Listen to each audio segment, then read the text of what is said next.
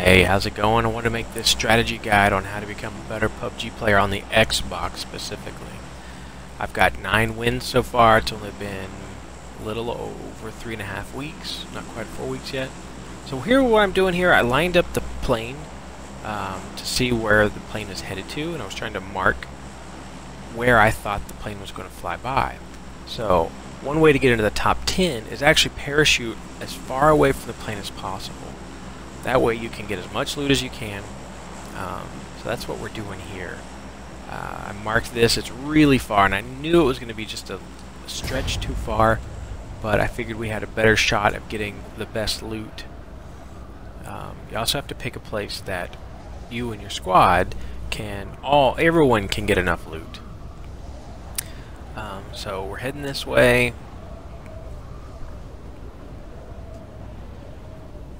Going as fast as we can.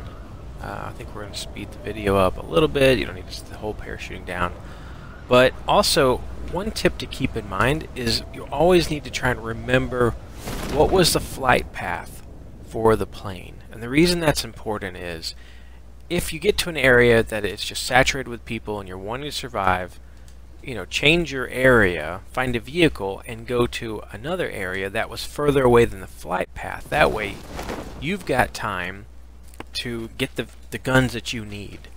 The big tricks to getting to the top 20, or at least the top 30, go to an unpopulated area, get the best guns you can, and then get a vehicle. And you can just drive around until you're down to the top 30, then drive to the center of the circle and hold up there. That will probably get you the top 20.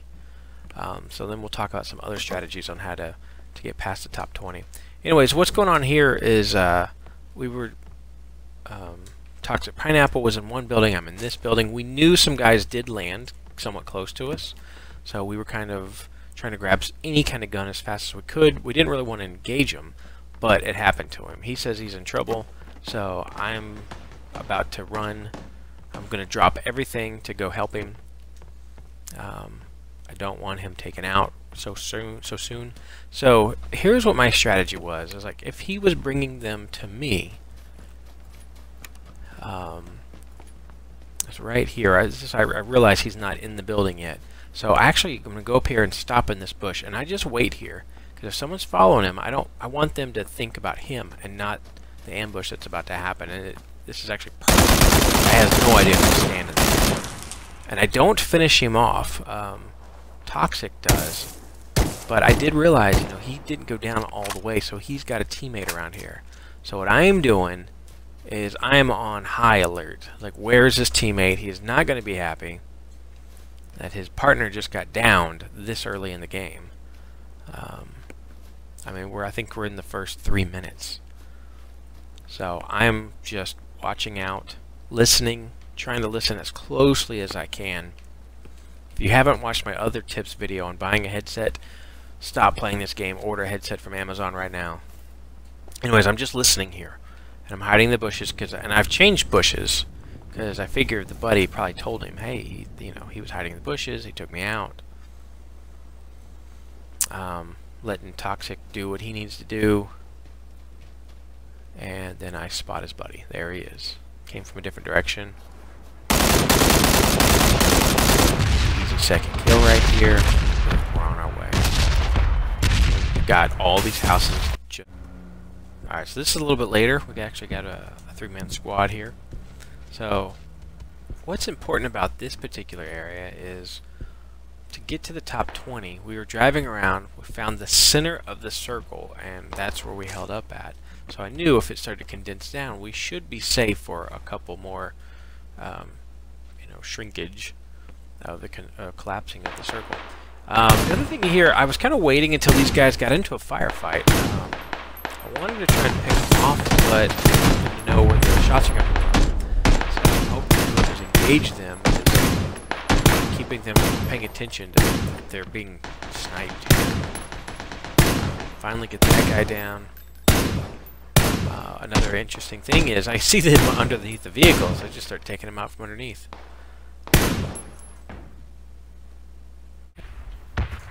Alright, here's another strategy that I use with Cool Breeze here. He's in the building.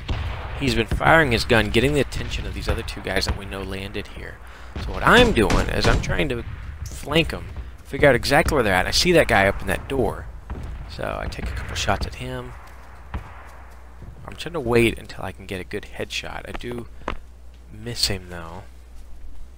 But they're looking for Cool Breeze, so they're not looking for me. So I should have taken my time a little bit more with those shots. So I'm still trying to get my flanking maneuver. So I did make my shots and I wanted to move. I didn't want anyone to know where I was at.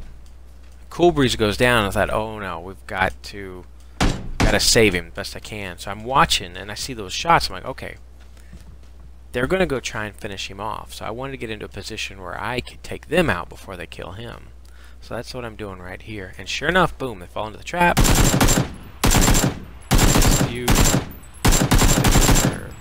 Trying to finish him off because I already know where his buddy's at.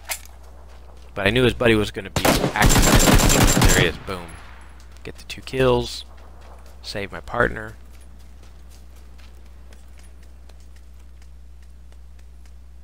That worked perfectly. Oh, another tip right here. Whenever you're saving people, start looking around. Watch your environment. Make sure no one else is sneaking up on you. You'll see me do that several times. Here, so Donnie and I are pinned down in this little bunker, only 10 alive. Do a couple things right, that then we'll make a fatal mistake at the end. It costs us a chicken dinner. But I love pulling out of little bunkers like this when it's in the last couple.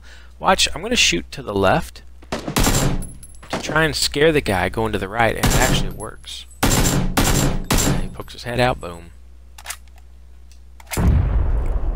Try shooting to the left sometimes, see if it messes with people's audio and makes them pop out the other way.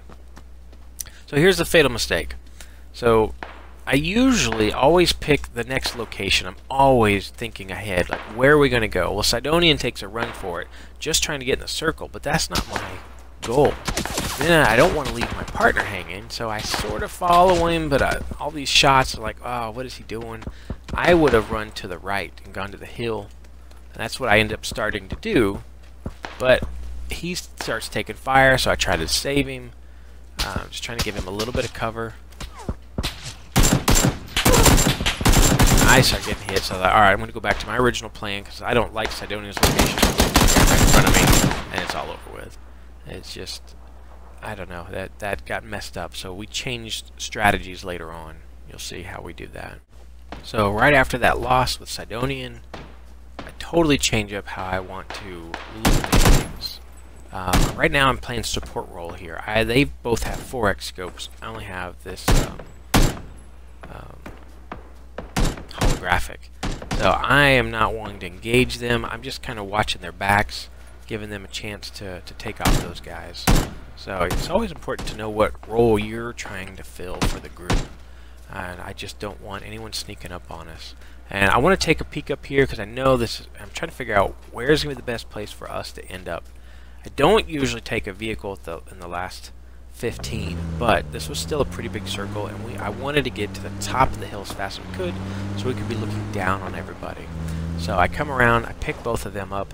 Another important tip is if you're going to use a vehicle with a squad, try to get everyone in to jump in at the exact same time. That way no one takes fire when the vehicle is just sitting there for a moment. Anyway, so here's my new strategy. That last video, Sidonian ran right to the center. I actually want to stay near the circle, the ring, because I know shouldn't be anybody to our left unless they're running in. So I want to stay as close to the ring as I can, and boom, here's a guy. He's trying to run in. He doesn't have time to pay attention to what's going on. Boom, easy roadkill. I'm just going to keep on going. And I wanted to stop here. I wanted to keep us at this rock. I liked that position. But I see this guy. He starts taking shots at us. And I'm like, I can't just let this go. Might as well try and get him. I totally missed viewing him. And so I turn around and come back. And he takes the first taking shot. So like, you know what? Let's just finish him off. Boom. Get him. Back up. We got to try and save Sidonian. Whenever you're in the last 10, if you've got a partner that goes down, I mean, you really have to weigh, do you want to save that person? Is it worth it? You might get your whole group killed trying to save the one guy. But since we have the vehicle, I know I have some cover here.